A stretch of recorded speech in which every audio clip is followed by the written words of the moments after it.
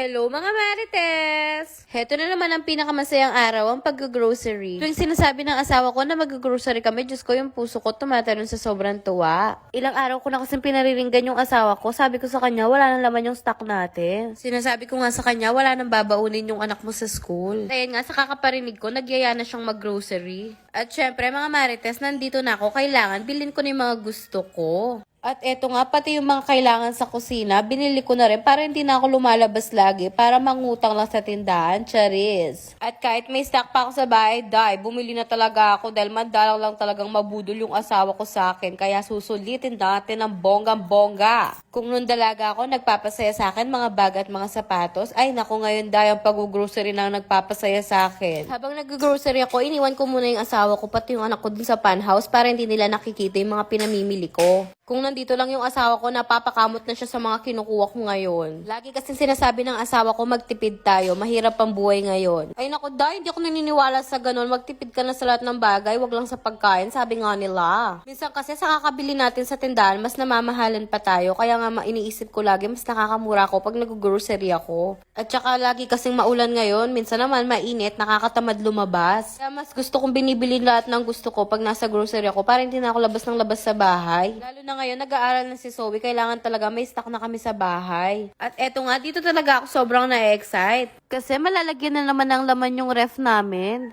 Puro tubig na lang kasi laman ng ref namin ngayon. Kaya Diyos ko, mga gusto ko, kinuha ko na lahat. Kinuha ko na rin yung mga babaunin ni Zoe sa school, katulad nitong C2.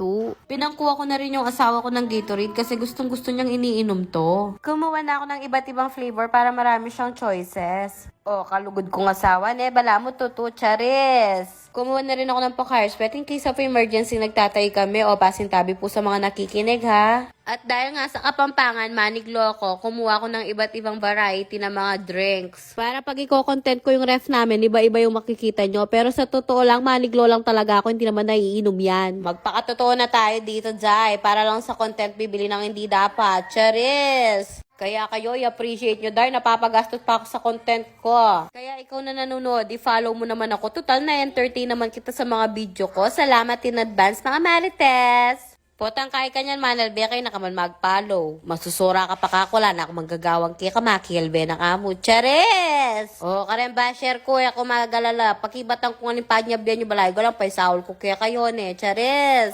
Shoutout nga pala sa lahat ng mga basher ko. Mag-hi hello naman kayo dyan. Gigil kayo hanggat gusto nyo. Hindi ako magpapapekto sa inyo. Bash lang para dumami lalo ang followers ko. Chares! At eto nga nandito na yung asawa at anak ko. May nanggugulo na. At wala na nga magagawa yung asawa ko kung hindi magbayad. Okay lang yan, mahal naman kita. Yun lang, salamat. Bye!